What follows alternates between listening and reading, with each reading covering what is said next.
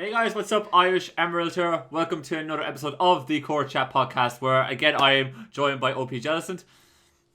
What's going on, everyone? I'm the OPJellicent, and yeah, this is gonna be the last one for a few weeks, I think. You want to elaborate on that, Irish? Yeah, so basically, guys, I'm going on vacation.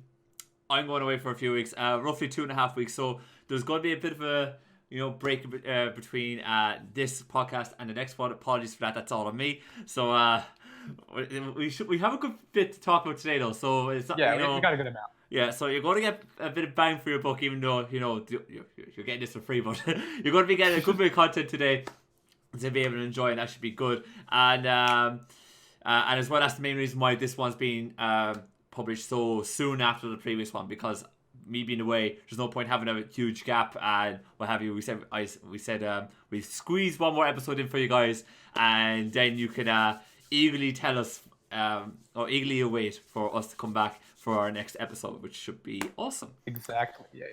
Brilliant. We'll have a lot to talk about when he gets back, so that should be exciting. Oh yeah, most definitely. On the agenda today, you guys, we have my first hashtag hot take for this podcast.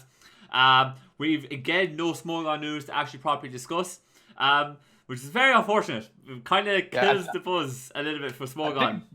I think there will be tier changes this month, they just haven't come out yet. But unfortunately, we got to get this done now, so we're gonna wait on that. We're gonna wait on that, unfortunately. We should also note, guys, that we are not going to be discussing the Nintendo Direct that's actually happening this week, because we are recording this before the Direct, so there'll be no Direct fallback. Exactly. Yeah, the Direct isn't for like another 6 hours from now. So yeah. So sorry about that, guys. It's just the way it is. We're not going to be able to cover that. So that's not going to be on the agenda today. But with no Smogon news, depending on how long I do ranting, my little rant for my hot take, we might have a small discussion, because I have something that I might quiz Jelly on. But if we don't, if I take too long, we're just going to skip over it. Then after that, we're going to have our draft leagues. We're going to have the UBL, WBE, BBL, and we're also going to be discussing the EWT Tournament, which is a new draft league that has just started this week as well. So we're going to be discussing on that. World Trophy, but yeah. Well, yeah, that's it. If you haven't checked out the EWT Draft Recap and Week 1 battle that is on this channel over on YouTube, then I don't know what you're doing. You may go check that out right now before you even start this podcast and go from there. And really solid game. Really solid game. Go ahead and check that out. And last but not least, we'll also be answering some of your guys' Twitter questions that you gave us as well. Thank you guys so much for the questions. And again, as always, if you have any questions, feedback, any of that good stuff, let us know at the Core Forces, at IrishEmerald, at OPJellicent. Let one of us know. We'd love to hear back from you, or in our Discord server. And of course, the general feedback with the podcast as well. We always want to hear that. But with all that keeping stuff out of the way, I think we might as well dive into it. Exactly, yeah. Let's go. Perfect. All right, brilliant. So we're going to start with my hashtag hot take this week. It's going to be my first one. OP had his first one last week, where he was discussing the back and forth between Smogon and Draft League players. If you are interested in that conversation, definitely check out episode 6. Definitely go check that out. But my hot take, and OP doesn't know any of this. I've been keeping it real hush-hush. But my first hot take, right, for this show is that the Pokémon Company and Game Freak have failed this decade as a console game development tandem. That is my kind of hot take. They have failed, right? Now, you could describe failure in multiple different ways. But what I'm going to do, you guys, I'm going to give you guys some facts as to where they have not failed. And I'm going to discuss where they have failed and where they have kind of dropped off and where they have dropped the ball over the previous decade. So, of course, 10 years, I'm going to go from 2010 to 2019 this year. That's where we're going to go with, and I'm going to kind of basically give you guys my take on why they're a failure, because I firmly believe that Game Freak and Pokemon, when it comes to creating console games, has completely and utterly dropped the ball and has failed. So I'm going to dive into some figures for you guys, because a lot of you guys might be... Oh, go on. Yeah, I'm just gonna let Irish rant about this at first, like he did. He just let me rant about the whole competitive thing for last week's hot take. I want to see what he has to say first before I add on to anything here. So take it away, man. Perfect. So I'm going to go into like where they have not failed, and they have not failed well, I suppose it depends on your perspective, but for me, they have not failed when it comes to critical reviews, right? So the critics would argue that Pokemon as a gaming company have not failed when it comes to creating console games. Now, I'm talking between the 3DS, 2DS, and the Switch. Those are the consoles I'm talking about for this decade. X and Y was probably the best game that they created. Was in 2013. It got the highest ratings of all the games by the critics. It got 9 out of 10 by IGN, 9 out of 10 from Eurogamer, and 8 out of 10 from GameSpot, and 87 from Metacritic. It was the highest rating game throughout. Probably the lowest scoring game, depending on the critics, was it was either Let's Go or Aura. So it was one of those that actually had the lowest score, depending on the critic you would go for. But on average, it was more or less Let's Go, Pikachu and Eevee that had the lowest critical score. Now, their lowest critical score was given by IGN for Aura, which was 7.8. So 7.8 out of 10 was their lowest score, which would be, for a lot of gaming companies, if they were able to consistently get between 8 out of 10, 9 out of 10, or, it's roughly 8 out of 10 or 85 out of 100 that they roughly score. Most gaming companies, if they can hit that, that's a massive success. That's brilliant. But I'm talking from where they started from X and Y to where they have now. They have regressed as a game development company. They have regressed. They have gone backward. They have nowhere near the same development skills that we have seen when it comes to creating a video game for myself, for Jellicent, and for you guys listening at home to actually enjoy. Because the highest critical game was X and Y, and they have not produced a game of similar caliber. I believe Eurogamer had Sun and Moon as 10 out of 10. So it might, now that I look at my notes, so it might be mistaken, but across the board, X and Y was hotly rated than Sun and Moon. So when it comes to critics, they're fine. Absolutely fantastic. And if you were looking at the sales figures for Pokemon throughout the last decade, you would say that they've done absolutely fantastically well.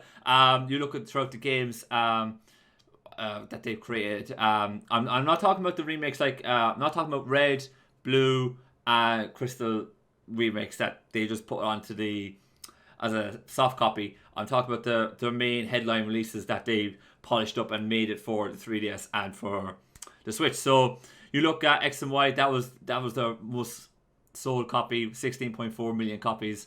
After that was Sun and Moon at 16.16, Aurus, which is 14.21 million copies. And obviously, the remakes always do worse than the originals, so it was always going to be the case where remakes were never going to do as well as X and Y, but the fact that they did as well as they did showed how popular they were. They do fall off a cliff though. They really do fall off a cliff. So they went from Pokemon Sun and Moon at 16.16 million copies, their second most popular game of this decade, to Pokemon Ultra Sun, Ultra Moon, which had a total of 8.47 million copies sold. So you're talking almost half the amount of games sold by a game for a remake. So that's a huge drop. Like, considering where X and Y was 16.4 and Aurus was 14.2, the fact that there was over roughly a 50% drop in sales, that was a huge commercial loss. So clearly they messed up there in the development of Ultra Sun, Ultra Moon. They couldn't get a game good enough for fans to be able to want and go purchase that game again. So that was a big failure there on the commercial side of it. The other Pokemon games worth noting as well, Pokémon only sold 1.16 million copies. Now that's most likely down to the fact that the Switch was a new console and not many people were going to buy a Switch, and then Pokémon, that's understandable. X and Y suffered the first year it came out because the DS, the 3DS and the 2DS were brand new, so they suffered at the start, but that game obviously was one of the first games that everyone bought when they bought a 2DS or 3DS, so they made it up over the years. But another thing to note though was that Pokemon Let's Go, Pikachu and Eevee only sold 10.98 million copies. So they didn't perform as well as they would have hoped, considering the fact that, you saw X and Y with 12.26 million copies when their console was just brand new, and the fact that ever since then they've been able to produce roughly around between 14 and 16 million for most of their major games, bar Ultra Sun, Ultra Moon. So when it comes to their commercial success, they've had, they've earned money, like they've gotten back money, but they have teetered off as the decade has gone in regards to how much money and how much copies of their games they're selling. So they're clearly struggling. Like, they're going on a downward curve, and that's where I'm getting at here. Like, they have gotten worse and regressed as the years gone on. To make matters worse, right, Pokemon probably leading, especially after 2013 when they released X and Y, was probably in such a good spot that they could have easily pushed to be, like, they're one of the main Nintendo brands, but they could have easily pushed to be one of the big gaming names. And they've regressed. You could have said that they could have pushed and they could have been a huge name come the end of the decade where no one could have gone without getting a Pokemon game. Whereas, like, so many other games on several different consoles, people just can't go without getting that game. So, like, they really they've regressed, because another really good fact here was that when you take, I'm going to take the one. What I did is I did a statistic where I took the top 4 selling games on the 3DS, 2DS, which was X and Y, Aurus, Sun and Moon, and Ultra Sun and Moon, and those 4 hit the top 10 in sales, by the way, for the DS. Versus the versus Mario Kart, which is the highest selling game on the DS, by the way. X and Y did not break Mario Kart. So Mario Kart, which does not have a story, is mainly just focused on online play, sold more than X and Y. So that there's another big negative against what Pokemon couldn't do. They couldn't beat Mario Kart. So Mario Kart, Mario Maker, and Super Mario were 3 of the Mario games to hit the top 10. But if you look at the average units sold per game that makes the top 10 list, Mario games sell more per unit when you compare them. So, I think across the 3 games in the top 10 list for the 2DS, 3DS, Mario sell over 14.5 million copies per game, whereas Pokemon would sell 13.8 million copies per game. So Mario, even though they have less games that sell well now, and they have a huge plethora of games on the DS, by the way, the DS library is massive, but I just took the highest selling ones that broke their top 10 list. Mario, generally, when they produce a big game, outsell Pokemon. So Mario is definitely the number 1 game over the last decade. Like, it's the number 1 brand on Nintendo. Their sales reflect it. Pokemon, on the other hand, have produced games but have not been able to eclipse Mario. So even though Pokemon are one of the main games on Nintendo, they're not the number 1, and they have regressed, whereas Mario have pushed on. So those are the figures. So critically, they're good, but commercially they're falling. But where I'm going to really come at here is that they have become a failure. Because they've regressed there, but for me, they have become a failure since X and Y. Because since X and Y, they have not improved their gameplay and their graphics on their 3DS games. So they have not been able to improve where they come from. X and Y produced this beautiful graphics on this portable console. We're able to move diagonally. A lot of moves that we're able to see in game look fantastic. Pokemon models look beautiful. But they never upgraded that. They just kept that going from 2013 to, I'm going to say, just before Sword and Shield, because Pokemon VGC had the exact same models this year. So between 2013 and mid-2019, they've kept the same models. They kept the exact same graphics, and they haven't tweaked it. They haven't changed it. They haven't improved it. They've kept the exact same graphics. So they haven't pushed the boundary on what they could do there. They haven't. Whereas other new games, when you see a new game, when you see like every year you see any of the big brands, they always look to improve some graphical feature, whereas Pokemon have not. So they've gotten lazy with that.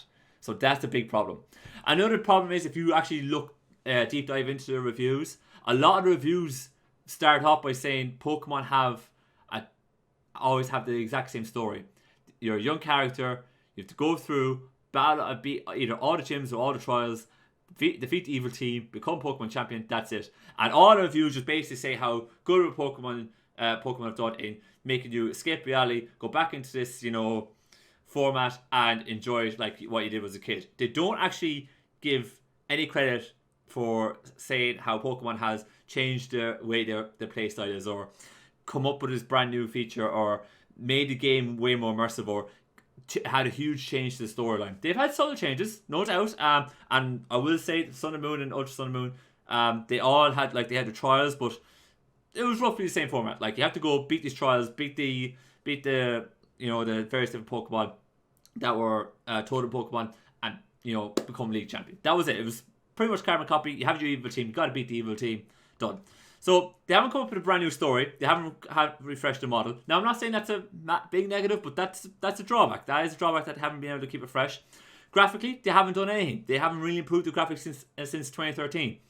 They haven't been able to keep their fan base particularly happy. You look at their fan base when X and Y was released, there was very little. I'm going to say 5% of people were not happy with where Pokemon was going. Pokemon came out with X and Y. They showed its beautiful graphics, Mega Evolution. So all the classic Pokemon that people loved growing up had these brand new forms. Everyone wanted to go buy it and check them out. Use various different Pokemon like the Megazard, Mega Blastoise, Mega Venusaur. They all wanted to use them. So they have all these brand new shiny toys with these beautiful graphics. And ever since 2013, fans have become more and more and more discontent with Pokemon. Every new game that comes out, there's a growing level of discontent with fans. Whether it be the Pokemon that are released, the inadequacies with the development of how the game is, competitive Pokemon, various different formats. The latest one being the decks in Sword and Shield. So they've constantly throughout the last decade gotten fans more and more discontent, which is a big failure. The only thing is, in this decade, they've only produced one era-defining game in X and Y. So 2013 was their shining light, but they've only produced one era-defining game, that was X and Y. I kind of get the argument, oh, well, sure, that was the first game on the new console, and you had to port up consoles. I get it, that's a big challenge. But all the other Nintendo games took that challenge and succeeded, whereas Pokemon have not. Ever since X and Y, we see. I just pointed out the commercial figures. We've seen the game slowly regress, and the level of discontent with fans has been growing and growing and growing. And we do not yet know if Sword and Shield will be a positive era-defining game for the Switch. We don't. We just don't.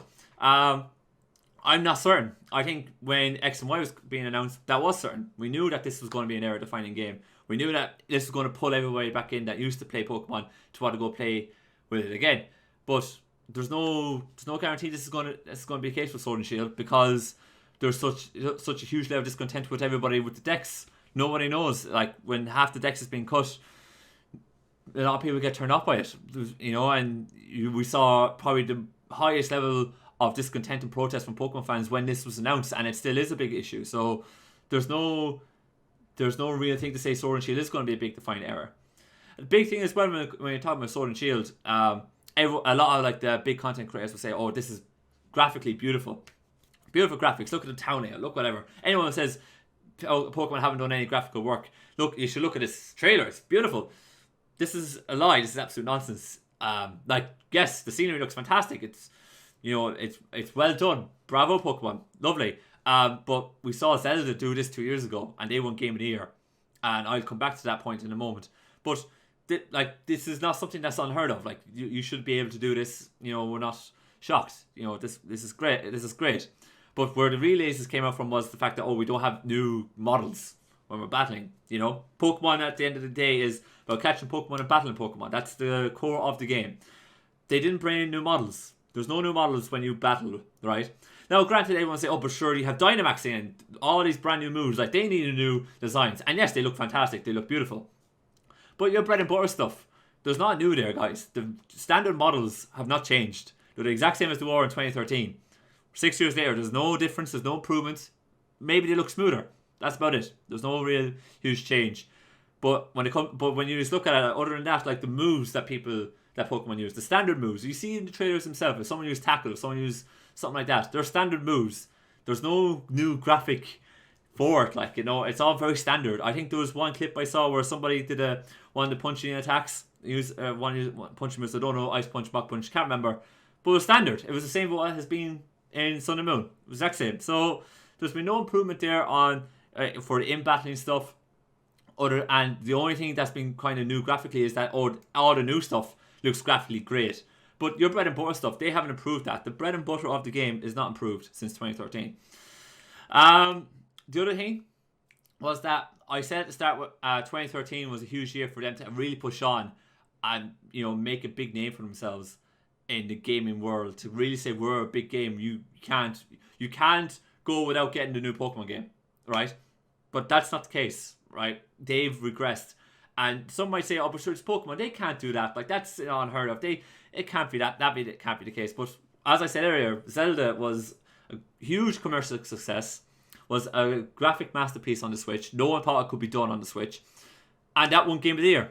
That was a game that everyone says you cannot go without playing Zelda Breath of the Wild. You can't. You have to get Zelda Breath of the Wild. You have to play it. Okay? Anyone who says, oh, I'm going to get a Switch, what should I get? First game everyone says is Zelda Breath of the Wild. You have to get it. Okay? Pokemon don't have a game like that since X and Y. They don't have it. Everyone said when the DS came out, and you got to get X and Y. Got to get it. It's fantastic. It's beautiful. Brilliant game. Looks beautiful. But there's no other game since then, and they haven't really pushed on. And you would argue that Zelda has exceeded their expectations and have produced better this decade than Pokemon, because they have won Game of the Year. They've done it. And this should not be a thing that Pokemon should say, oh, let's just produce the same old tried and tested format and we'll get commercial success and we'll be fine. That shouldn't be the case. If they wanted to really push on as a game on a console, they got to look at it and say, right, okay, well, if Zelda can be Game of the Year, what do we do to become Game of the Year? Like, what do we have to do? So I think, as overall, just to kind of wrap up my point, the Pokemon game as a brand on a console, has several faults, and with all the fan critics and discontent, has properly regressed as a brand. On the console, you just don't want to do it anymore. It doesn't excite people anymore to go do it. You see across various different other game platforms now, new and old games have been coming out and they've been must-plays, and they have probably taken over. Like, they've definitely taken the spotlight away from Pokemon, whereas in 2013 the spotlight was firmly on Pokemon to say this is a game you must play. There's no spotlight on Pokemon anymore. So I think the Pokemon brand name in the gaming world on consoles is not the same anymore. What do you think? Exactly, for sure. And so I have a couple things. First of all, you were not lying when you said you had the numbers to back up this argument. I did. A lot of numbers there at the beginning. Yeah, but I have one question before I start, kind of building on what you said, because I agree with a lot of what you said. Mm-hmm. You were comparing a lot of, the current implementations of Pokemon to Zelda Breath of the Wild. Do you maybe think that the fans are setting their standards a little too high, considering all the freedom you have when designing a Zelda game? Whereas when you're designing a Pokemon game, you need to implement all these gyms, you need to implement certain aspects. Whereas with Zelda, you can just do whatever you want. It's open world, right? Do you think that maybe the standards are a little bit too high? I think the standard for what people were expecting at the highest level, like, they probably assumed that, we want everything to be beautiful. Mm-hmm. I think that standard was a bit too high. I think that's too high, but I think for the standard that the Pokemon company have landed on is not good enough. Okay, I think there has to be a point in between. There are definitely many disappointments, but I still think people are maybe asking for too much. I don't know. I think some people are, but I think overall, I think you have to agree that they're not getting what they probably want and probably what they should expect. The big thing I remember I retweeted this out, I think about a month and a half ago. There was a graphical college student. He was 1 year into doing his degree for computer graphics. So he was basically designing models and getting them to move, what have you. He was 1 year into this, and this is when the Dex cut has just been announced, a few weeks afterwards. And the big argument was Pokemon said, we do not have the manpower, nor the skill, nor we just don't have the resources to put all the Pokemon into the game. We just don't. That's what they said. And this college student, 1 year into his degree, on over 2 days, managed to construct a Wingull model from scratch, from total scratch, designed it himself, got it moving so as it would in a battle, the exact same movement as you would see in Sun and Moon, got the exact same movement going, and he also had it so that the Wingull moved out in the wild and was able to turn. We haven't seen any Pokemon turn when they popped up in the wild in any trailer yet. Every Pokemon kind of moves in one direction. This Wingull had a slow turn. He didn't just move forward and just did a sharp turn left. He did a gradual turn around. So this 1 year college student managed to do this over 2 days with one Pokemon. There should be no reason why this could not be done by a team of qualified, experienced professionals who have had years to do this for over 900 Pokemon. Now, granted, it's over 900 Pokemon. This is a huge number, but they have a huge team. with a huge experience, and they'll easily have 5 people doing different parts of that whole model, throughout. Whereas this guy had 1 year experience in and not fully qualified, and was able to do this over 2 days. Like, you would imagine that these people would be able to do it over an hour, 2 hours, and out their first version of it. So for me, I think that they've dropped the ball graphically. I totally agree with what you said, that probably the standard's been set too high because of Zelda, but I think the standard that Pokemon set is far too low.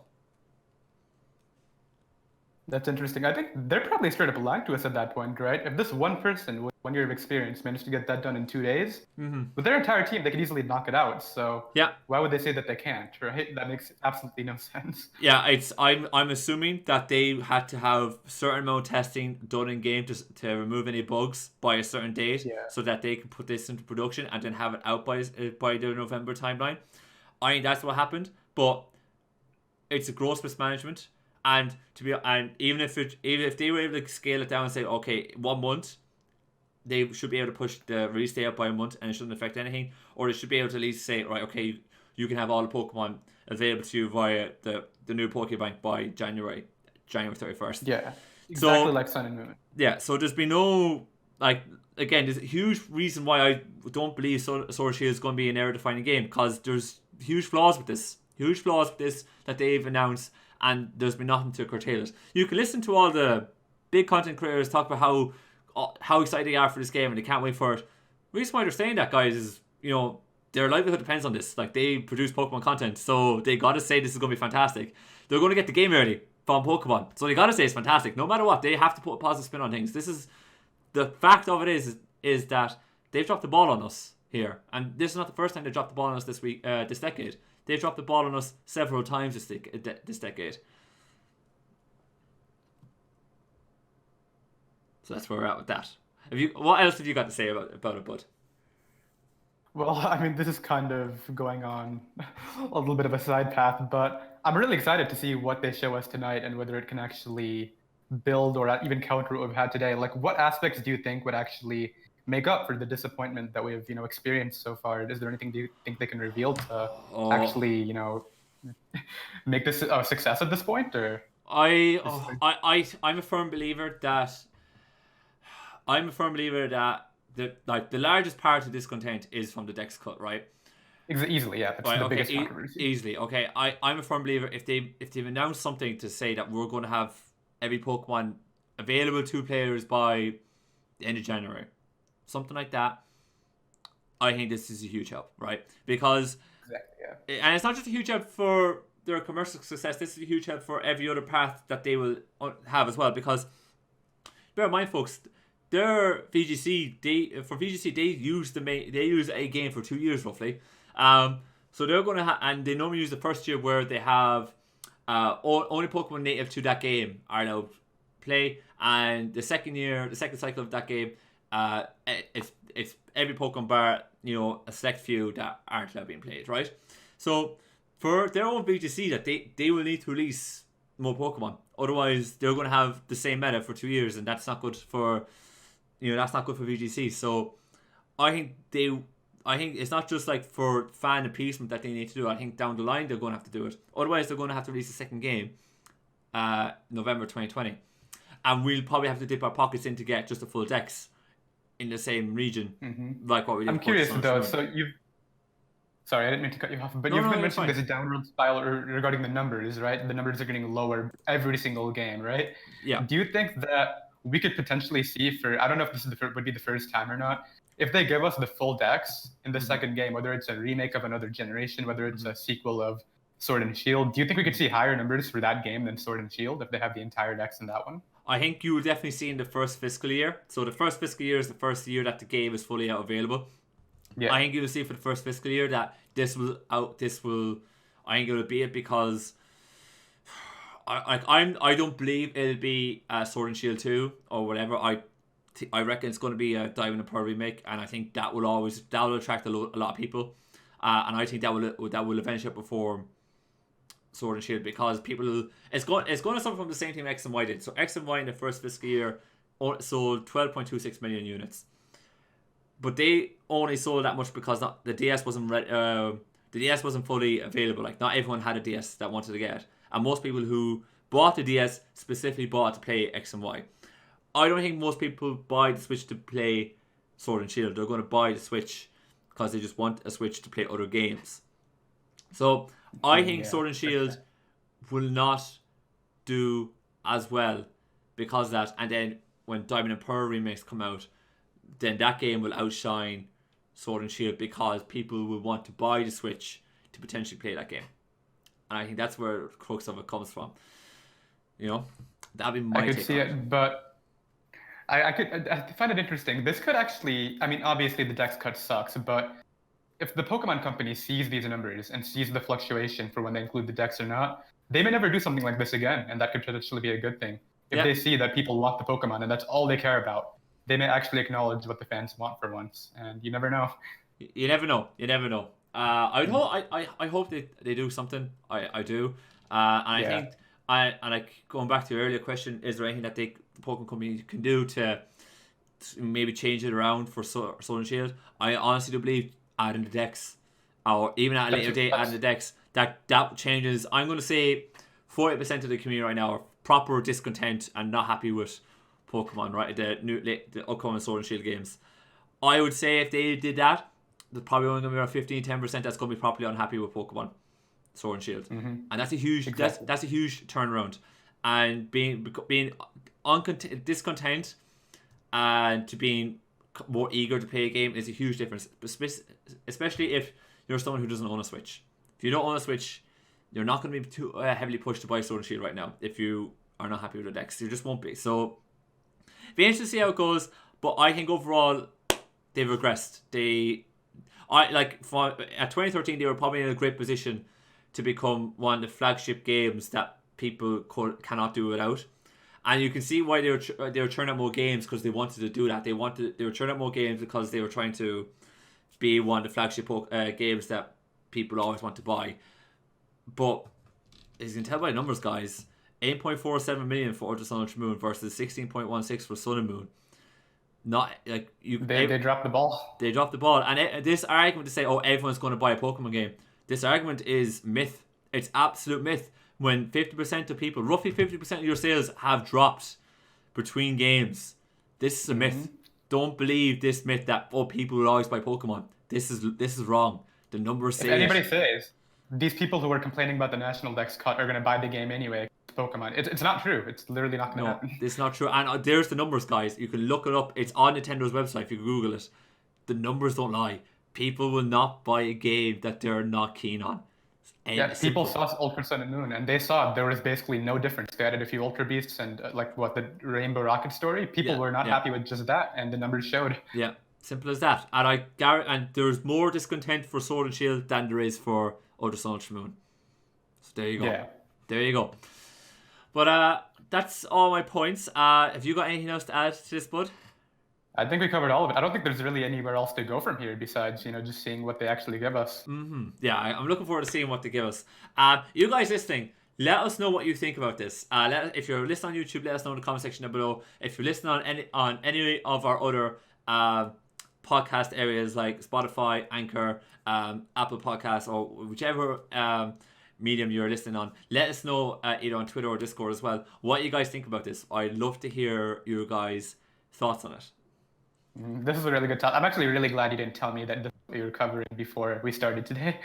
I sort of got to build my viewpoint as you were, adding things into the discussion. Yeah, exactly. So I gotta mix it up. Gotta keep you on your toes, man. Gotta keep you on your toes. Yeah, it's also nice mix up because it wasn't competitive related, so that was really cool. Some different, nice little twist to this week's. So that should be good. Right. So we move on. We were actually recording that for a while, so I think what we'll do is we'll skip over the small gun stuff that I had one small topic I was going to discuss with Jelly, but I think because we're a good bit in, we might just skip that today. Yeah, and that's cool. Yeah, if small gun doesn't give us anything by the time we sit back down again to play to do this, I'll chat to you about it then. So that should be fine. Right, we're going to move on to the draft leagues, and I think what we'll do is after that, I'm trying to compose myself after doing all that big massive talk. I can hear you trying to, just calm down regarding that. Zen. Yeah. Let's talk about the draft leagues. I want to talk. Yeah, we'll talk about UBL. I was thinking, it'd be nice to calm down, but if we're going right into the UBL, we're not going to be calm during There's no this. calming down there. There's no calming down here. If you guys haven't checked out the semi-finals, definitely do so. Our very own OPJellicent was in it as one of the semi-finals. Before we talk to OP about his semi-final, I want to talk about Vepsis versus Dietite. Yeah. What did you think? I want to get your take on this first. Ooh, you want me to talk about this? So I did watch through this entire game. I think there was one crucial mistake Dai made, and that was not anticipating the Gliscor to come on Lando earlier in the game. I think had he Swords Dance and gotten that Z move off right then and there, he would have been in an amazing spot just to break with this full health Lando. But I mean, I don't know what play he made. I think he either went for rocks or U-turn, but that SD Supersonic Sky Strike could have made all the difference. But he just didn't click that button, and it was really sad. I kind of thought the game went as we predicted last week. Yeah. And it was, I thought it went exactly as what we predicted. When we looked at the matchup, like we both agreed that a load of muck is just going to do so much work to Dai's team and just get the chip that Vepsis always needs, because Dai only has one reliable switch in that being Lando. And it was kind of the case where we said it last week, that's not going to be good enough, that's going to be a huge problem. And Dai then, struggled because Primarina went down, got massive damage off on it.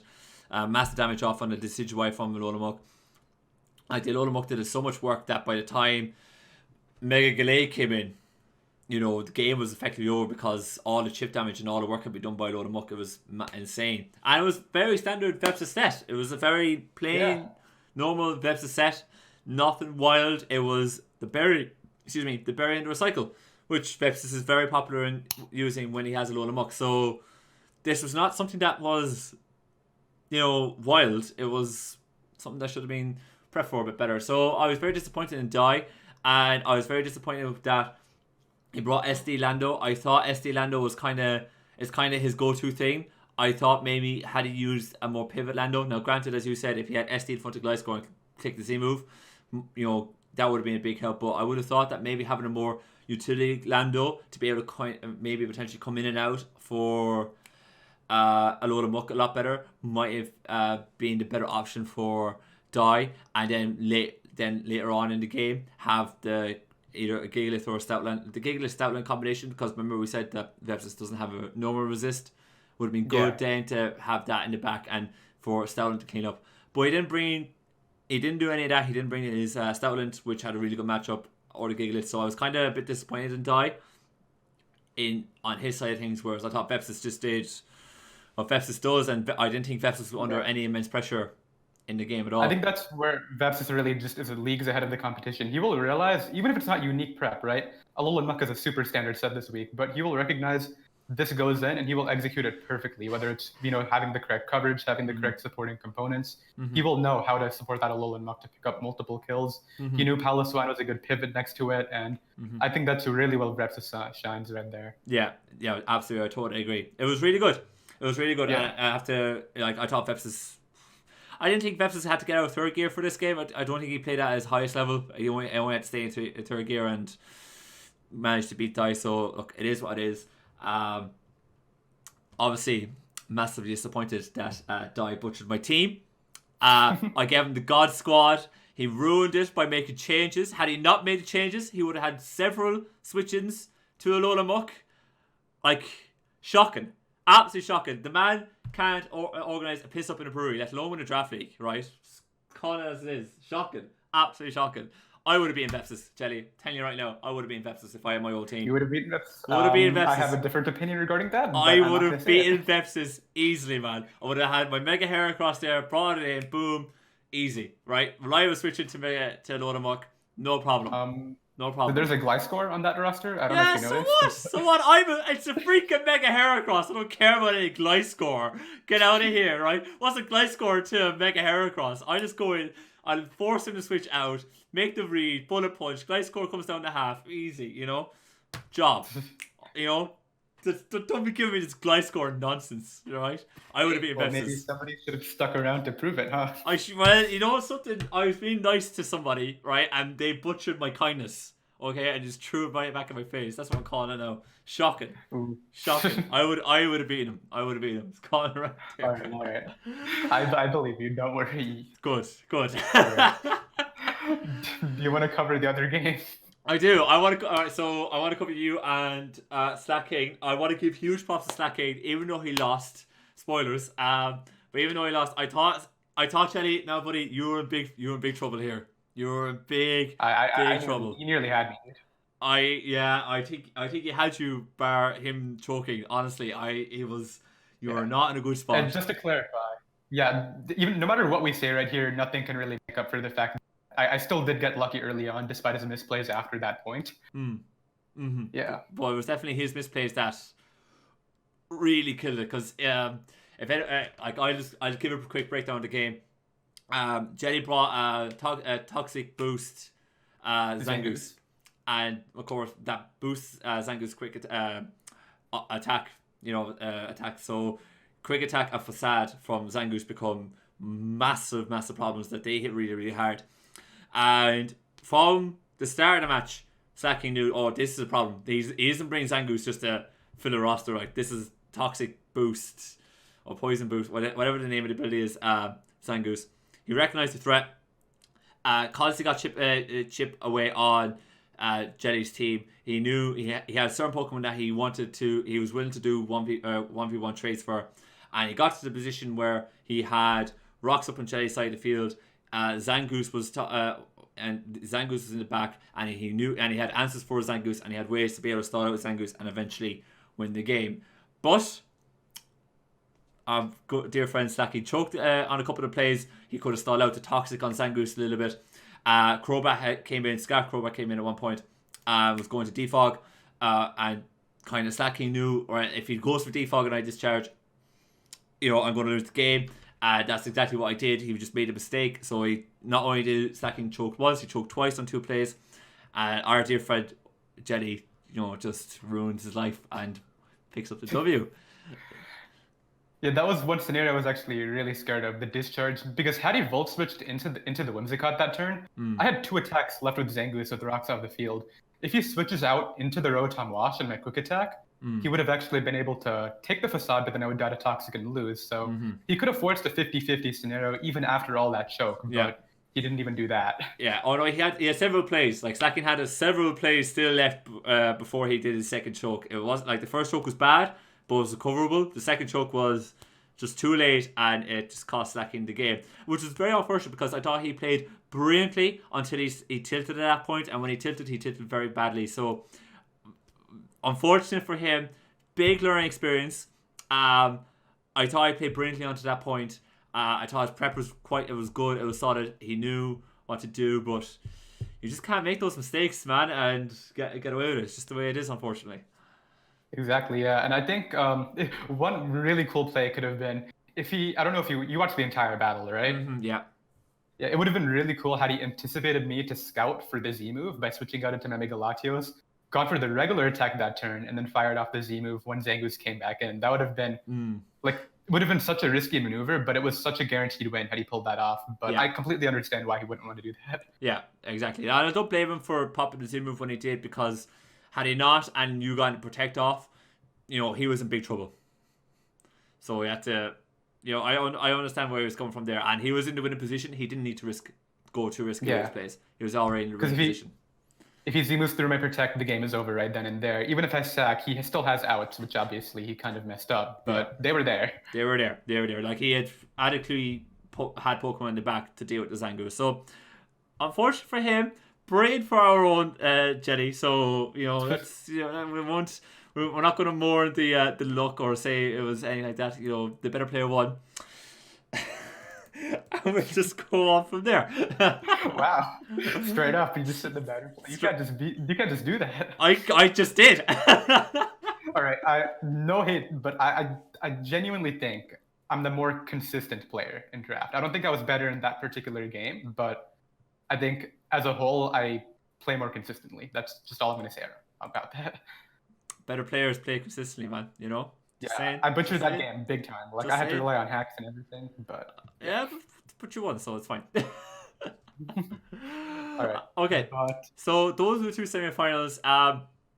Then that leaves the finals being OPJellicent and Vepsis. I won't ask you to go too much into this, man. Because obviously you're prepping for it. You don't want to create spoilers. If Vepsis happens to be listening to this as well, he might change his game plan. So I'm not going to ask too much of you. And I'm not going to ask like who you think is the biggest threats are, whatever, what have you. I think that'd be a bit too unfair on you. yeah, at this point. I'm just going to say, guys, it should be a cracker. I just give a bit of hype. What's it called? You bet Vepsis earlier on in the season, didn't you? yeah, I did. There was a pretty crucial freeze in that game, but I think even had that freeze not happened, it would have been a 1-0 either way. Whether it was a 1-0 in my favor or 1-0 in his favor, there was also a crucial roll. But it was the point is it was still a really solid first game, one way or the other. Exactly. So like very close game in regular season. Jelly finished 8-2, whereas Vepsis finished 7-3. But Vepsis finished with a much higher differential of 17 versus Jelly's 13. So when Even Vepsis 27. yeah, 13. yeah. So when Vepsis wins, he wins big. But our boy Jelly is well able to stop him from actually winning big. So it should be very, very interesting. Obviously, we've seen Vepsis use a load of muck massively, so it'd be interesting to see how he comes up with. And Mega Glade has been his big Offensive threat. Big offensive threat here. So there's definitely stuff that you gotta watch out for in that department. Whereas Jelly, he's had several different things go for him right for him this season. And it should be a really good, interesting matchup. Speed tier wise, all seem to be kind of they're roughly thereabouts. Both teams have elite speed. Both teams have all the different speed tiers kind of ticked off. They all have answers to each other, so it should be a really good, interesting game. If someone put a gun to my head and asked me who was going to win, I'm gonna go with. Be completely honest here. I don't mind what you say. I'm gonna go with Jelly, and the reason why I'm going to go with Jelly is I don't want to reveal which Pokemon it is, but I see one Pokemon on Jelly's team that I just look at that versus Vepsis' team, and it does far too much work. So I think I know what Pokemon you're talking about, and I think he knows what Pokemon we're talking about too. I think so as well. But in the we're not going to say it. Yeah, we're not going to say it. I encourage you guys to go check out both coaches. I know I'm plugging my own man here on the podcast here, but I think Jelly will do it because he just has one man in the matchup that just does an extreme amount of work, and I think that's going to be that when it comes down to two very talented coaches. I feel like it's the rosters that make the difference. And I think that's where the difference lies. So should be really good, and I can't wait to see the final. Any final words or thoughts going into it, the final this week? I'm gonna try not to play like my fifth semifinals game. I can tell. I'm gonna reveal this right now. Screens are not coming to this game. I suck at using screens, and they're never happening again. But okay, cool. I really want to step up my game here. I really don't want to just rely on my opponent messing up like my semifinals game. I think Vepsis is not gonna do that, and I really gotta be on top of my game. That's really all I have to say here. No trash talk towards Vepsis. No promo. No nothing. No, I mean I'll trash talk all I want after I either lose, but it was all hacks, man. You found so one because of hacks. Exactly. Brilliant. You got it there. Brilliant. Okay. But there was a third UBL discussion you wanted to go through, right? Yeah, I want to ask you what were your highs and lows and overall review of the UBL this season. That's interesting. So obviously, one of my biggest highs was my 5-game win streak at the start of the season, right? I started off 5-0, beating some of the strongest coaches on the roster: Goldoa, Dragon, Vepsis, Frosted, Skyrender, who I believe won the D League, right? Yeah, he did. But that was a big high for me. I also love the fact that Manaphy is actually super high on the kill leaderboard, which is funny. I think it's actually second next to Vepsis' Mega Gallade, which is pretty interesting right here. It is. Let me have a look here. Oh, where is his stats there? So he has 19 kills and I have 18 on Manaphy. Exactly. So. Yeah. So it's very close up there between the Manaphy and Mega Gallade. Very, very close. So that's definitely something that I really enjoyed. Obviously, Manaphy has been on the kill leaderboard under my control in the past, and I'm really happy that it got to sort of excel again, especially considering all the unique sets I brought. I brought Choice Scarf Manaphy twice. I brought Assault Vest Manaphy once, and besides that, it's been Tailglow, right? But that's definitely a high for me. Regarding some of the lows, one of my lows was definitely not getting to finish 9-1. I really wanted to beat Root in week 10, but I knew that I couldn't reveal everything because he could be a playoff opponent now. Had I known that he was going to battle Vepsis round 1, I may have just gone all out because I don't see him beating Vepsis, but that was definitely one of my lowest points of the season, having to go 8-2. I was still really happy that I finished first seed after Dr. Slacking lost in week 10, but just the fact that it wasn't a super dominating first seed, right? Like it wasn't 9-1, then 7-3 from there. Yeah. That was sort of what fell off for me. What would you think were the highs and lows overall this season, or like just in general, not just for you? Yeah, so as a whole, I really think we talked about this earlier, but CJ just completely blowing the season away at 3-7 was kind of a really big low as a whole, because we want to see the defending champion try to defend it again, right? Yeah. And the fact that he completely blew it out of the water in a bad way was pretty disappointing. And what would be your big high, other than yourself now, what would be the big high for this season? Well, obviously, we've also talked about this, but Veps is making playoffs with such a commanding position at second seed after, going 9-0 in the D League and barely just completely getting robbed of finals. Seeing him in the finals again was really cool. I think for you, you really enjoyed the fact that the person who took over your team finished really strong as well. Listen, no, I'm not having that. He didn't finish strong at all, right? It's chip or boat or bust, right? Title or bust, okay? Do you know what second gets you? Best runner-up. That's what that is. Best loser. Simple as. Damn, okay? You really bring the pressure on me now. I'm telling you, right? Title or bust. That is the way it goes around here. And like I said, he had the God Squad. He tinkered with it, right? Okay, you don't mess with perfection, right? Don't be giving me that. It's shocking. All right, so here's an interesting point. I actually really disagree with title or bust sort of thing. I think that more importantly than just trying to win a title, you want to be consistent, right?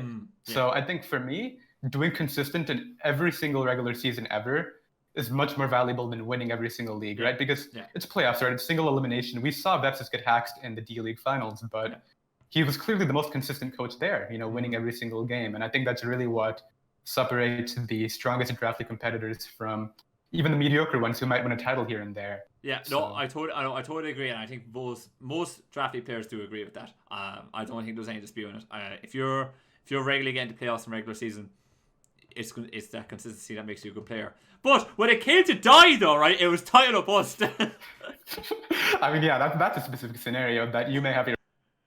But what was his record when he took over? I think he went. You were 1-1. I was 1-1 because I choked against Hera. I was in the winning position. I choked, much like Slacking against you there in the semi-finals, and I bet Vivid fairly comfortably, I would say. Yeah. But then you picked up a win in week number 2 against the strongest competitor in the entire league, Deathly I Am. So I can't really blame you. No, so it's grand. I know, no offense, but I had MPL as well. I had Sevi coming up on the horizon. It was a bit terrifying. That was brutal, yeah. And the fact that he was good for me because I bet him earlier in the season, I was like, oh dear mother of God. And one final thing, I was really disappointed Frosted didn't make play after, barely getting in last season. I was actually hoping to battle her again, considering how great our first game was, but I actually get to do that this weekend in another league that we will be discussing shortly, so that's kind of cool. Yeah, that's cool. So that's going to wrap up our UBL discussion. When we come back in a couple of weeks' time, we will be discussing the finals, the fallout from it, what our thoughts are. Hopefully, we're talking with the champion, all that kind of good stuff. Hey, if I lose, we can have the champion on here if you want. I'm down for that. Look, if the listeners want that, that's fine. But you're going to have to sit there and listen to me praise Vepsis and criticize you for that. I'm down. Like, if I lose, I deserve that. Let's do it. You heard it here first, folks. That's where it's going to happen. That's what's going to happen. Right. Okay, let's move on to our next topic. We're going to talk about the WBE next. I'll start off by saying I thought, again, it was another poor week in the WBE. Very, very uninteresting matches this week. It was very unfortunate. I wasn't a big fan of what we saw. Very similar to what we said last week. The coaches who have made playoffs, even though they're battling against each other, they're all hiding sets. So it's very hard to take those games seriously. And the coaches in and around fighting for those playoff spots, I saw a few of those games. the talent level or the play level for them is like 2 or 3 steps below what the top level players are at. So it's kind of hard to say it's been a good week when the top players are, not 100% invested in order to, because they want to high sets, and players fighting for playoffs aren't as good as the top players. It's very difficult then to get invested. So it was very hard this week, standard wise. I thought the quality was very poor.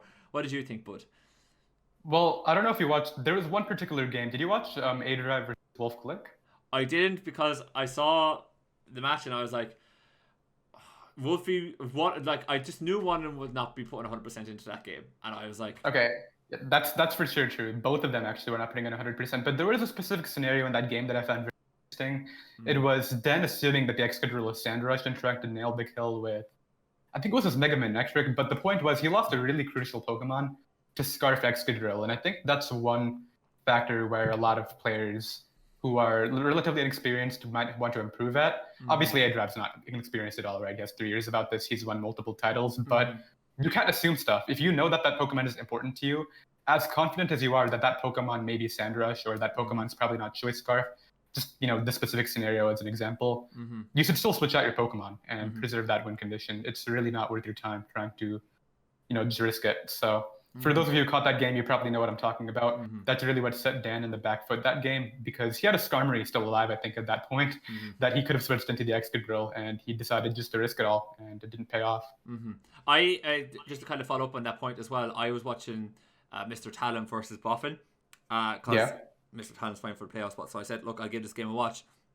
And like as you were saying, like when you don't know a set, you like switch out, make the safer play.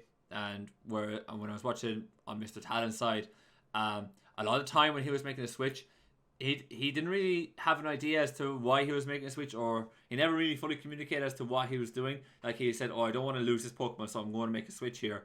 Like he never came across as to, okay, why are you not switching this Pokemon, or why are you not going to sack this Pokemon, or why, like, what's your game plan here? Why are you just switching that Pokemon in? Because he's there and he doesn't know what his opponent's going to go for. He's just clicking the button and hope for the best. I've, like, as you were saying, if you're not sure about something and you have your prep done, make the safer play, scout what your opponent is doing. Like there was one, like several times Jolteon came in against Mr. Talon and he didn't know what Jolteon was going to be doing. He didn't know if it was going to be Scarfed or what have you, or Specs. He was very confused constantly. Scout for that sort of stuff, guys, and see what's going on. Like you can kind of tell off the first attack that Jolteon does if it's going to be Specs, because you can just do it in the damage calculator, and then you will have, this guy is Specs, or this guy's not Specs, he's something else, because that didn't do Specs damage. So a lot like what Jelly was just saying, scout what your opponent's doing. Once you know what their set is, or what's going on with that Pokemon, then you can start playing a bit more aggressive towards it. But if you're unsure, make the safer play and scout, because I thought that was very poor, and I think an awful lot of people who watch draft would watch this league and they watch some players like that and they just assume that's okay. That's not okay. If you want to get better, you gotta be smarter with how you use your Pokemon and your full team. Exactly. Yeah. I did watch Uzi's game. Did you watch Uzi's game in the WBE? Did you battle Kyle? Was this a 6-0? This was the 6-0, yeah. I was watching it. I felt bad for Kyle because the score doesn't reflect the game. Kyle was very unlucky with his Helios. He was trying to get Charge Beam boosts, and Charge Beam just would never land for him. Uzi's going to win this game, right? Because Uzi just kind of blows Kyle back several times, but 6-0 is not an accurate reflection of this game. I would say 4-3-0 is probably more accurate, but I think we should definitely. There's a couple of things I want to highlight this week, and I was like, Uzi going from 0-5 to 6-6 since he took over the team. Like we said, once Uzi took over, that Uzi is a very highly skilled coach, and we wouldn't be shocked. Like it's a really big ask, but we wouldn't be shocked to see him being pushed for playoffs. He's in the playoff seed right now with a really good diff. So that's so like to see that. I thought that definitely deserves a mention, and I thought Joey's record is still, despite the fact that he's playing safe with his sets now, 12-0 with 44 diff is still incredible.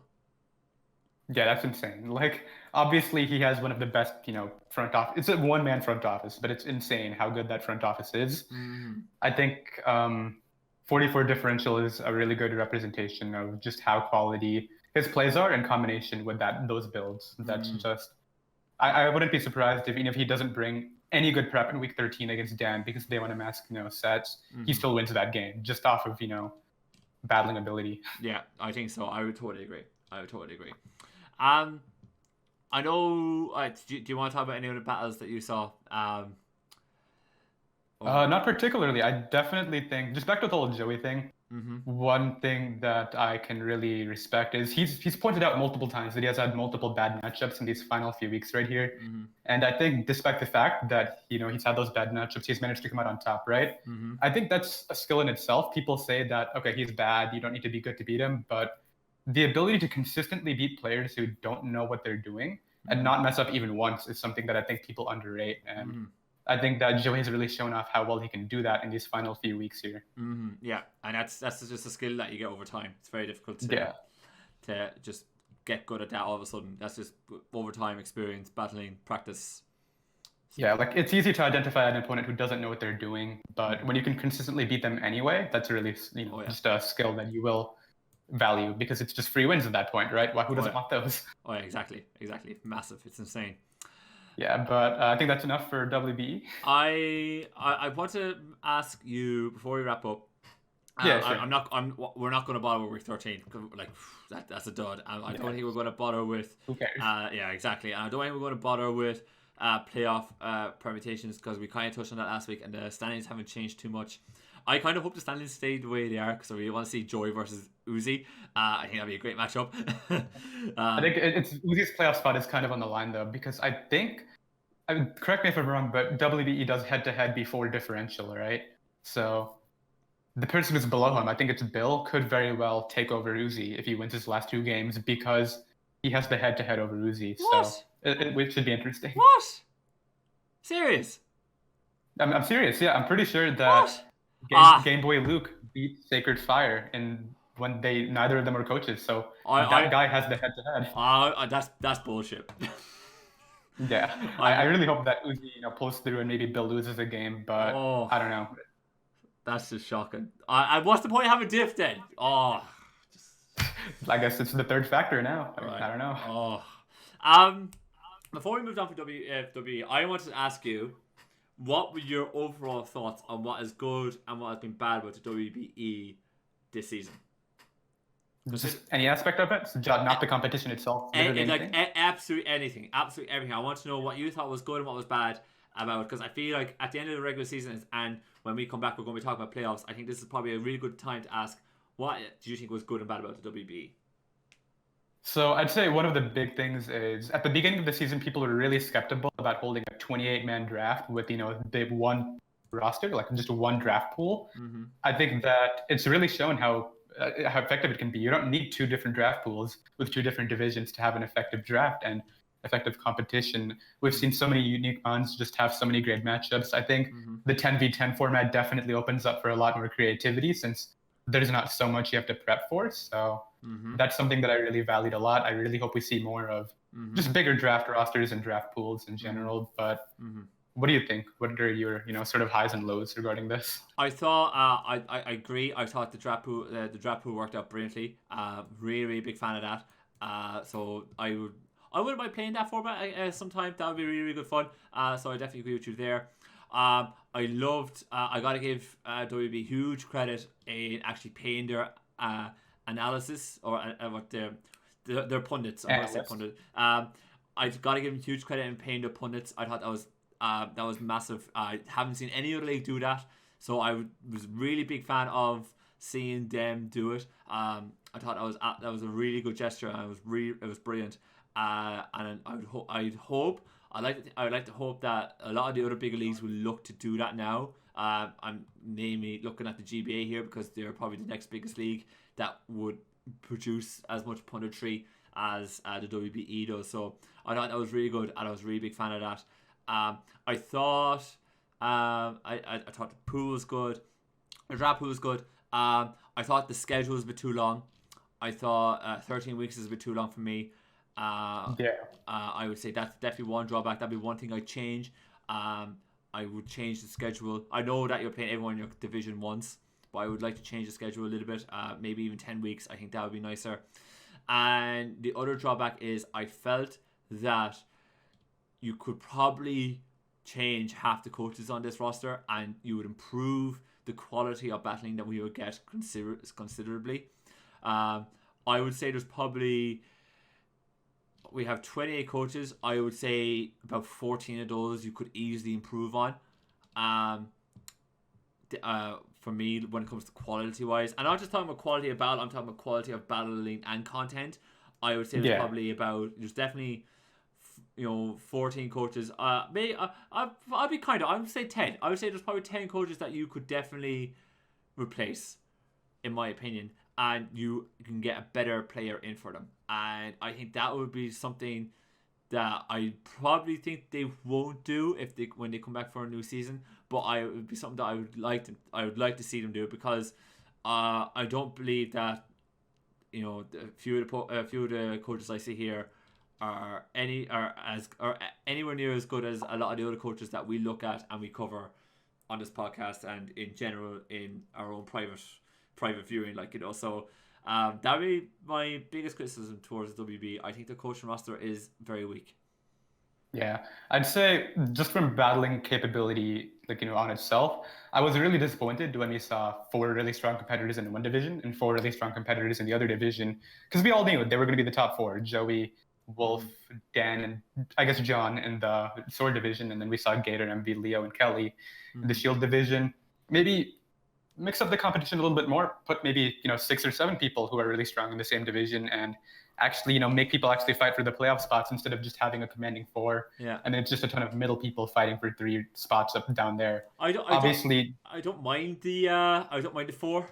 I don't mind really? that. You don't? I don't. I thought it made it really boring. I thought in some cases it made it very boring, but for me, if you improved the other 10 in that division, for instance, had Uzi been in the Shield division from day one, right? He's 6-1 since he took over, or 5-1. But he's essentially his win-loss record is incredible, right? Since he took over, you could argue had he been there from day one, he'd probably be 8-4. So he'd be there with Kelly and he'd be there with Leo fighting for the 3rd, 4th seed. So I think improving the roster in each division would definitely be a huge benefit to it. And I think rather than trying to put all the good, more good people in one division and some of the other coaches in the other, I would just improve the coaching roster overall. I think because there's so many coaches that you can improve on. Yeah, for sure. I think, and this is not going to happen at all, but what would be really cool to see and what would even increase the stakes even more is if they said at the beginning of the season, whoever doesn't make playoffs is getting relegated to a D League, and whoever does gets to stay in main. And then they filled in the new main roster with new people who might be more skilled than the people who are relegated. That would have been really unique for a system. I'm pretty sure I've only seen that in smaller showdown leagues, so that could have been really cool. But I know for a fact that they don't care. It would have been nice if I'd say if bottom 3 in each conference, or each division. Yeah, maybe not the entire bottom half from each conference, but bottom 3 or 4. Yeah, because I see the bottom 3 in each division at the moment. You could easily, and I mean easily, find better battlers. It's not difficult. You could easily find better battlers.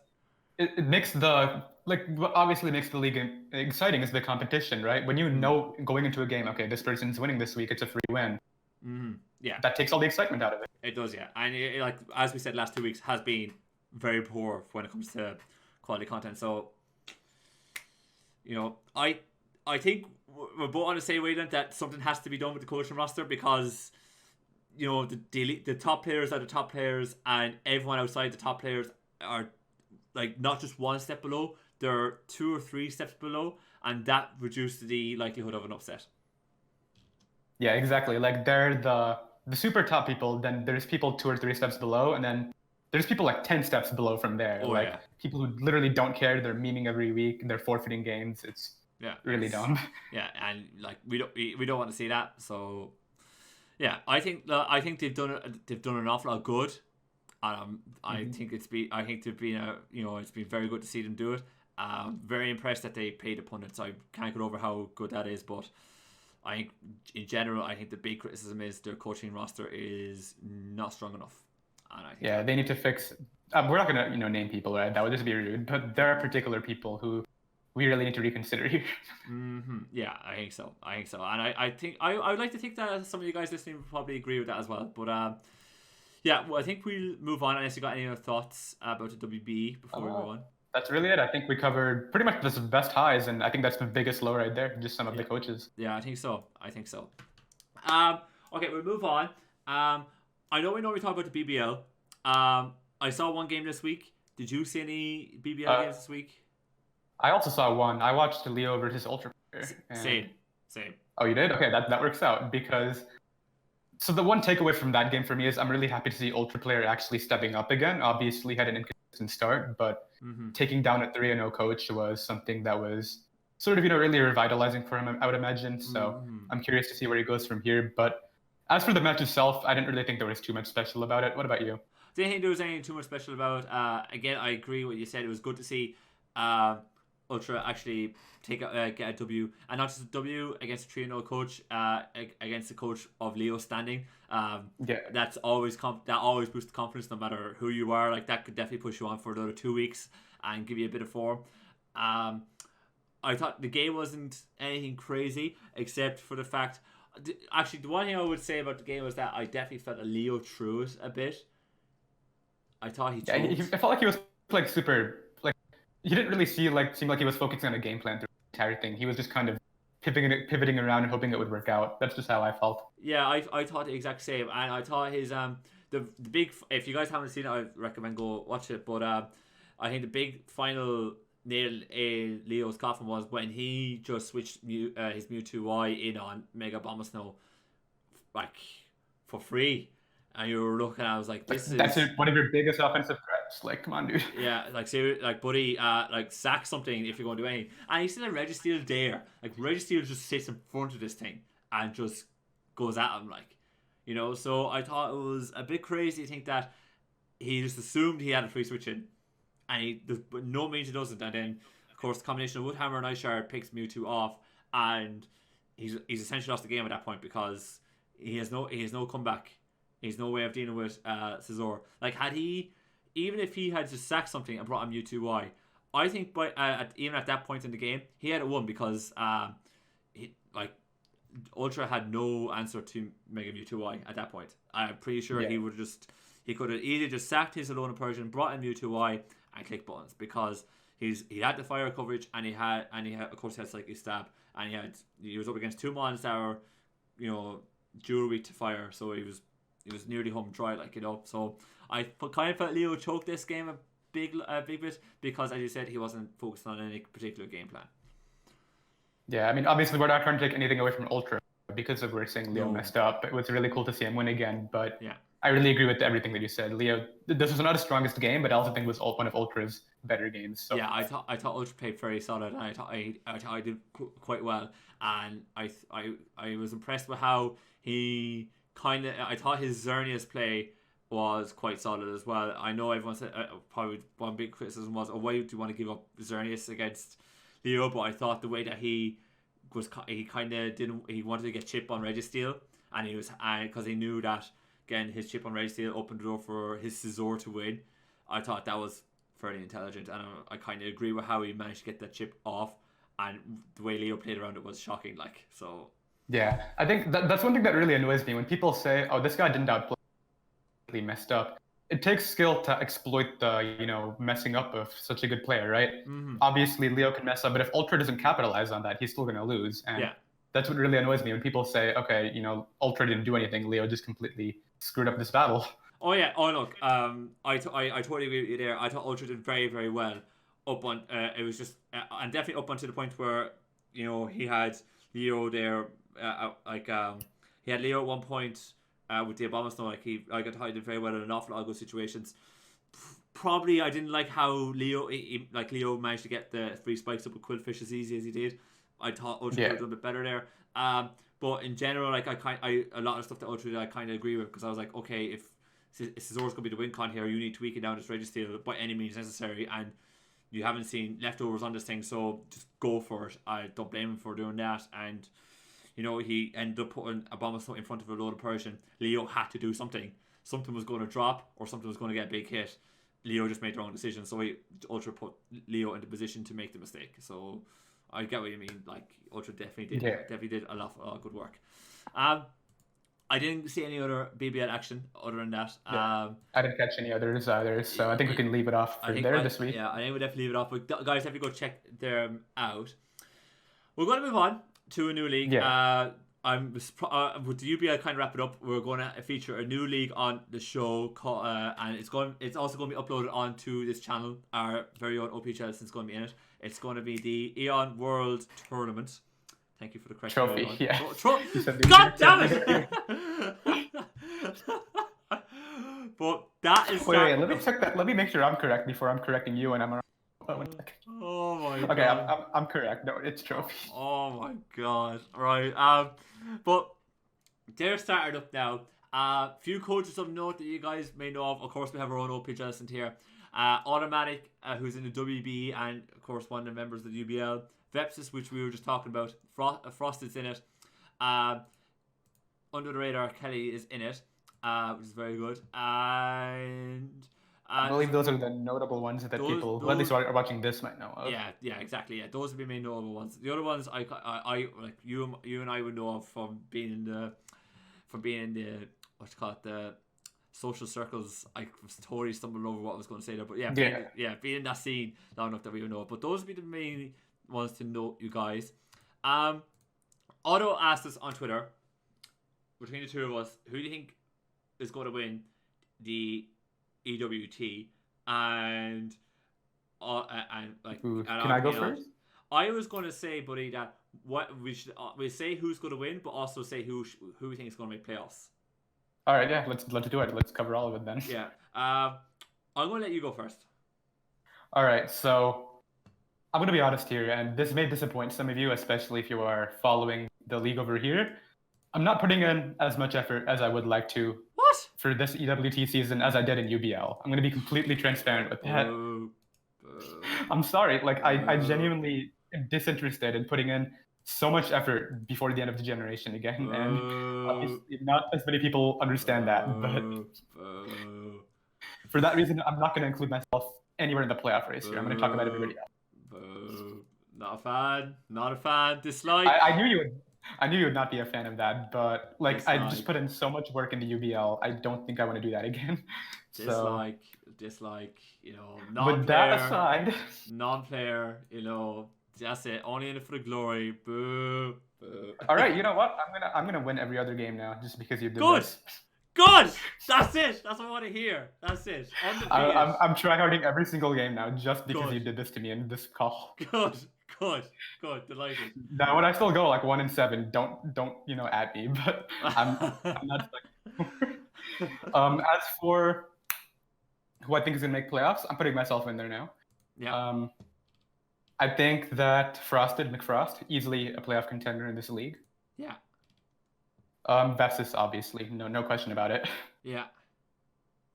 Kelly, I easily see making playoffs. Maryland or Terrapin's WBE guy, in case you guys don't know who Kelly is. Yeah.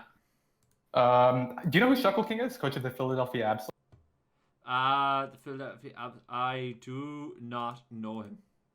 All right. Well, I've heard good things about him, and I've actually seen him around the A-Drive Army Battle League doing consistently. I want to say that's what it was. So I'm gonna put him up there. Let's assume it's 6 out of 12, right? That would be logical. Yeah. So how many do I have right now? I have myself, Frosted, Kelly, Vepsis, and Shuckle King. So I have one more.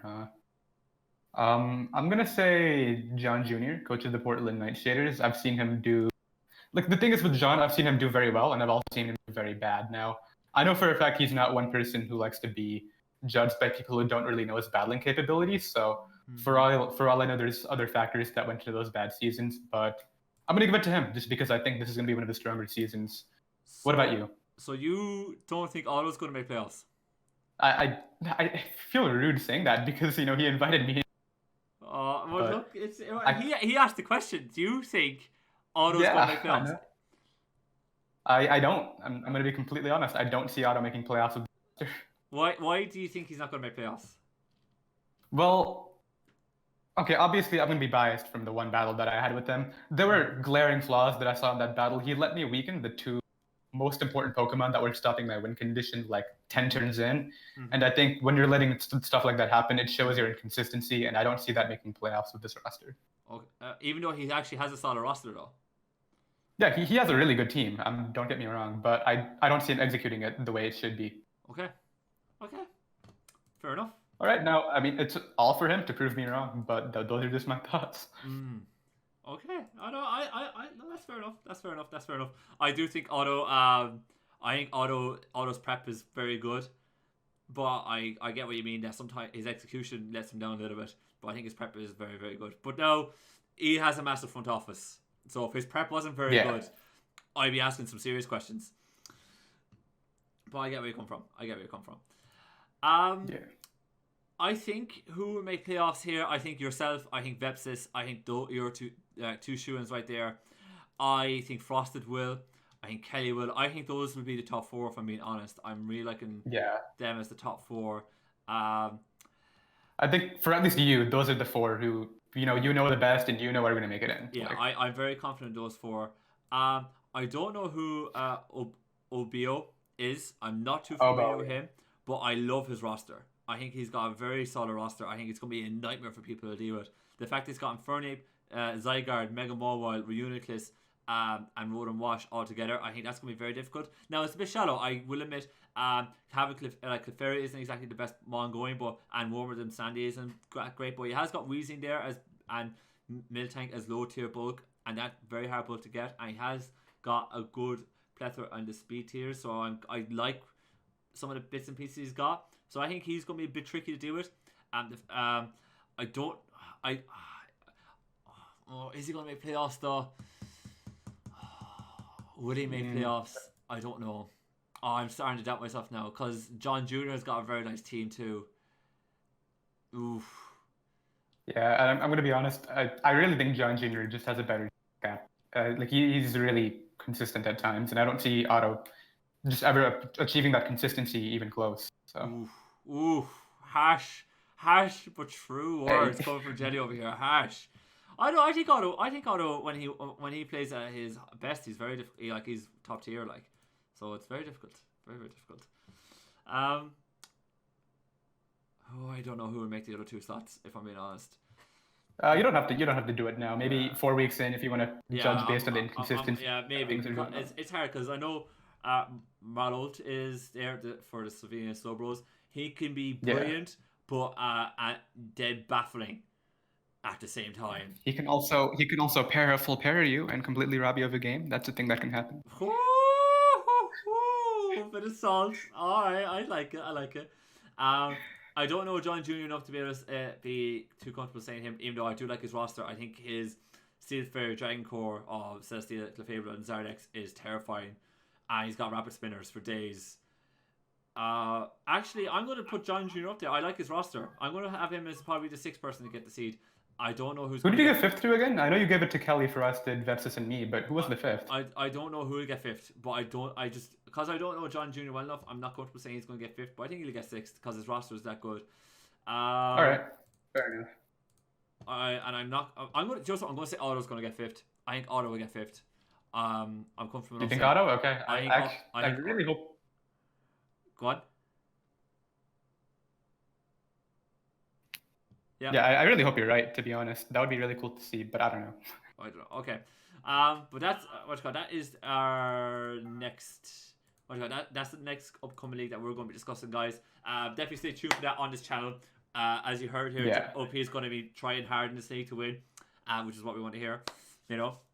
I gotta bring home at least one title for the Corn Forces, whether it's UBL. I mean, even though I'm not uploading that here, or EWT, I gotta win one. Listen, if they need a coach come the end of September, early October, you tell Otto to give me a ring and I'll slide in and I'll win a few games and bring a trophy home. I got you. Don't worry. You will be the replacement. Just say it, and I'll get to the final against Vepsis and I'll beat Vepsis and I'll prove to you what I was saying earlier on. I'll beat him. Hands down. Job done. Yeah, and if you do that without a roster you even drafted this time, that's even a bigger Yeah, achievement. exactly. You know, what's Pepsis? What is he? You know, nothing. All right, I'm about to prove what's Websis this weekend. It's going to be great. Looking forward to it. UBL finals, brilliant. Okay, before I wrap up the show, I know, guys, it's a bit of a longer episode, but as we said, it's going to be a while before we're going to be back again, so we wanted to get as much content for you guys as we possibly could. We do have some Twitter questions from you guys. Thank you guys so much for submitting them. We got a good few from Otto, which is what we want to see. The more questions we can get, the better, because this makes this segment of the show way more fun. Yeah, exactly. I'm going to start with you, Jelly. Otto asks, what do you believe is the ideal draft league length? So I'm going to assume he means by the regular season schedule. What do you think is the ideal league length? I'm going to say the answer that I think a lot of people are going to agree with. 10 weeks. I think that's perfect. Yeah. It's not too short. I think 8 weeks is like abnormally short. I don't like that at all. Yeah. Obviously, I'm playing in a couple 8-week leagues right now, but I think 10 weeks is enough to actually get to enjoy the roster you're using while still having the chances to make up for, lost games, whether it's due to hacks or just misplays, and, still earn your playoff spot. Yeah. So I'm going to go with 10. What about you? Yeah, I agree. 10. A lot of what you said, I agree with. The only thing I like about 10 is that normally if you have 10 weeks, you by your trade deadline is like week 8. And I really like that because if normally you always, like, I find if you see a weakness in your team and you might not want to make the change immediately, but around week 8 you want to make the quick change so that it's shored up for the for playoffs if you've made playoffs or if you're in a contention for playoffs. Whereas I feel like in a 8-week league or something around there, your trade deadline is week 6, and I find it's very difficult to find or to know what weaknesses are in your roster after 6 weeks and to really know what you need to fix, because a lot of the time you might just notice, oh, okay, I've had 2 bad weeks, this is kind of something that's been exploited, and if you have more time to kind of analyze it and figure out what's the best way to fix it, I feel that's better, and then you also get more time to enjoy the roster that you drafted rather than immediately trying to make fixes. So I think 10 weeks would be my ideal draft league length as well. Maybe even 9. I like 9 too. But I think anything over 10, you're just taking the mick a little bit. So I think that would be my one. I think 9 is a really odd number, but I've seen it done before. 9-week leagues go 5 and 4. I played in a 9-week league myself, IBL D League, which I really enjoyed that season. Just not because you do won, obviously. We don't mention that part. That wasn't important, Irish. Oh well, for the viewers, a bit of context why you enjoyed it so much. But the league, the week number, like specifically, since that we're focusing on, I think 9's really odd. I would play in a 9-week league again, but that's just me. Okay, perfect. Okay, no worries, but that would be our take on it, anyways. Otto also asked, what do we believe was the worst spin-off meta in Gen 7 for draft leagues? So Little Cup, Tier 3 and below, multiple drafts, Ubers, etc. I'm going to take this one first. Go ahead. I thought the worst one was the multiple drafts that the APA did. I'm not a big fan of Little Cup either. I don't think Little Cup works. Saw one Little Cup draft league and it just fell on its head. Don't think Little Cup works from an entertainment nor a competitive standpoint. I think people get sick of Little Cup after 3 or 4 weeks and they want to go back to regular Mons.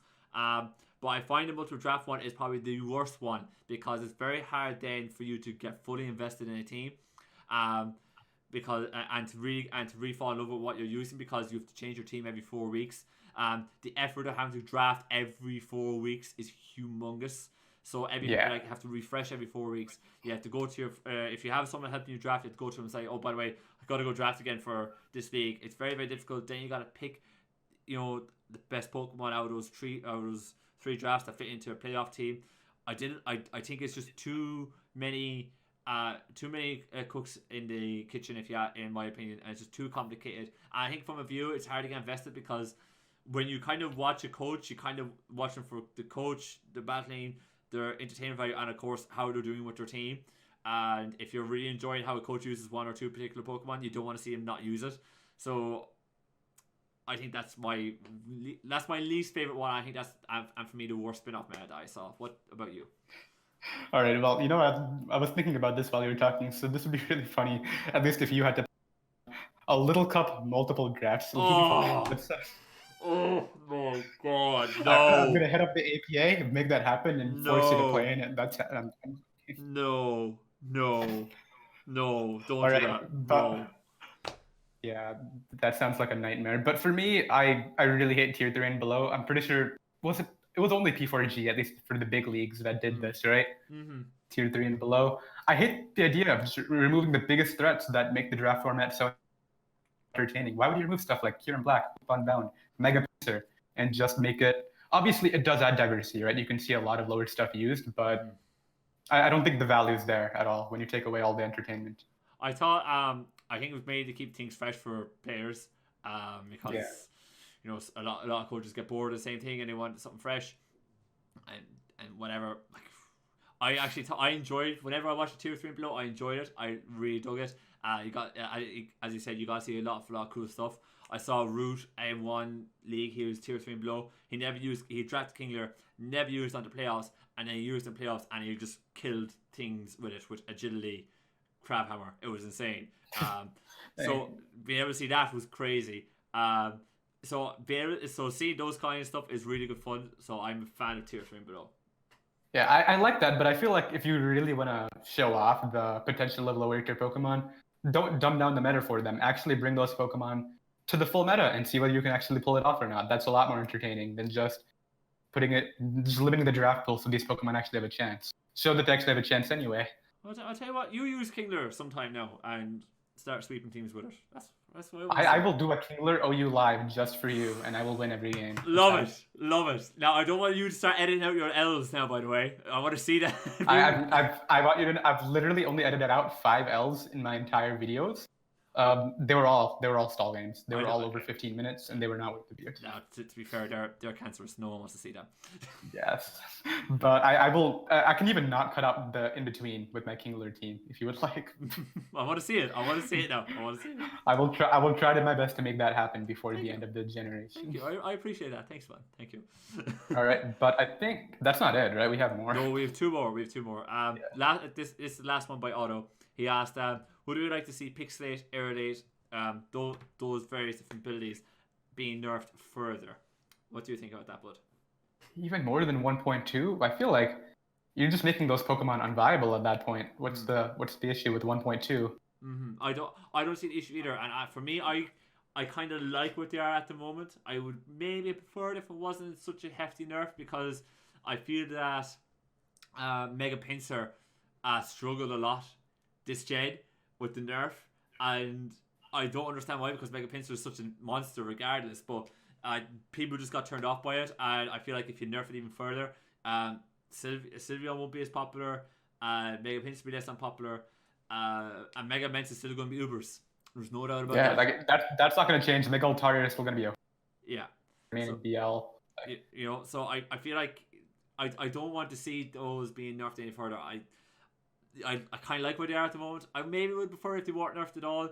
Maybe because it would have been nice to have seen Mega Pinsir shine a bit more in this meta. I thought it would have been a monster. I think it still can shine. I just don't think it's given enough love. But for me, I like where they are right now. Yeah, I think for me, and this is not going to happen at all, but if they made it so that Refrigerate and Aerolate specifically are 1.3 and Pixelate is 1.2, that would be ideal, because then we get to see Pokemon like Mega Glalie and Mega Pinsir really have their full potential in their respective tiers again, whereas Pokemon like Sylveon and Mega Altaria aren't touched at all, so that would be nice. Yeah, no, I totally agree. I think that's a really good idea, because Mega Glalie suffered massively from this. Massively. Yeah. I totally forgot about Mega Glalie, but Mega Glalie's punching power is abysmal without that, and that really suffered. It's gotten to the point where people are only using it for spikes and explosion. That's all people do. That's it. Slacking had it as his Mega for the UBL, and he even said that all he uses it for is, after testing it out several times, and he didn't bring it at all for a long time in the UBL until the end of the regular season just to test it, and he said, this thing is spikes, explosion. That's it. Yeah, that's literally all it does. I mean, it has some natural bulk to back up that role, but if you really give it that power boost again, imagine how nice it could be. It could be a lot more viable and maybe a bit more fun to use. So I don't want to see that nowhere near nerfed again. If anything, buff a couple of them. That's what I think so. I agree with you there. Final question before we wrap up the pod. thoughts on competitive Pokemon for Sword and Shield at BB asked that over on Twitter. We touched this a few times. Do you want to take this one? It's a weird question because we've already elaborated on a lot of points on this. I could obviously just rant about the dex cut again and obviously talk about how that's going to cause a lot of the lower tier Pokemon to shine in the current meta. But I think beyond that, what other aspects of competitive would really be affected by this? I think obviously. Sorry to cut across it. I think the big probably change and positive change we're going to see at the moment, like we don't know about Dynamax, we don't know how that's going to affect it. That's where I was going to go. We assume it's a positive change, but one thing that we know that will make a change is the ejector pack, where when your stat gets dropped, you get a free switch. That's going to be a huge change because Draco Meteor, Leaf Storm, all those kind of moves become so much more viable now.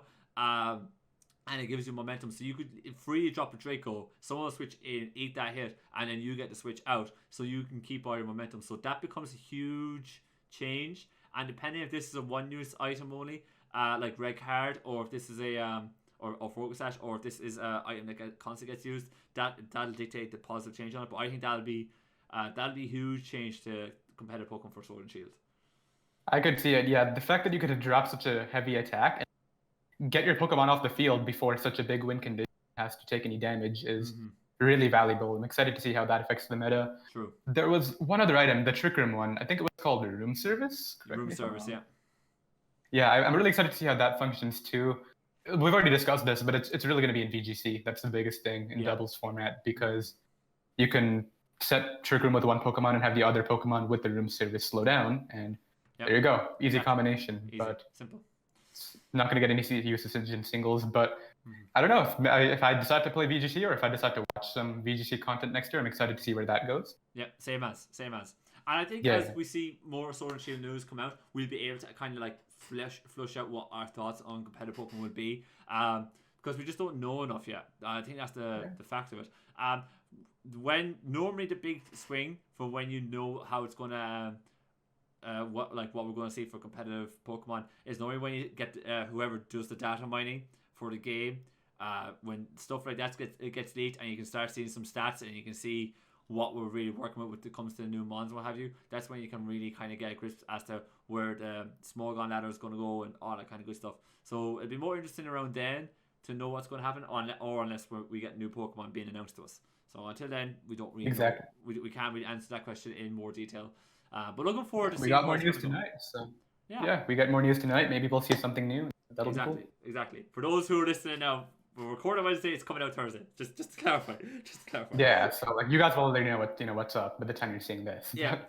So I think that's it. Apologies again for the meaty podcast, you guys. It's just with us not being able to record for a couple of weeks, we said we'd get a nice meaty one in there for you guys. Definitely let us know what you guys thought about the podcast today. Let us know what you guys thought about the hot take. Your thoughts on the various different draft leagues that we discussed. Your thoughts and opinions on the Twitter questions that we had. Next time around here, I will either be UBL champion or the nothing runner up, which I happen to disagree with, but we'll see. Listen. I just said one person had to be title of us, right? I didn't say everybody. Just one person. So, all right. I mean, I'm gonna win, so it's fine. Good, mighty. All right, but yeah, that'll be interesting to look into next time we're out here. But exactly. I think we're good. I think we're good, guys. So on that note, we're gonna wrap it up here today. As always, thank you guys so much for listening. I'm gonna see you next time. Later.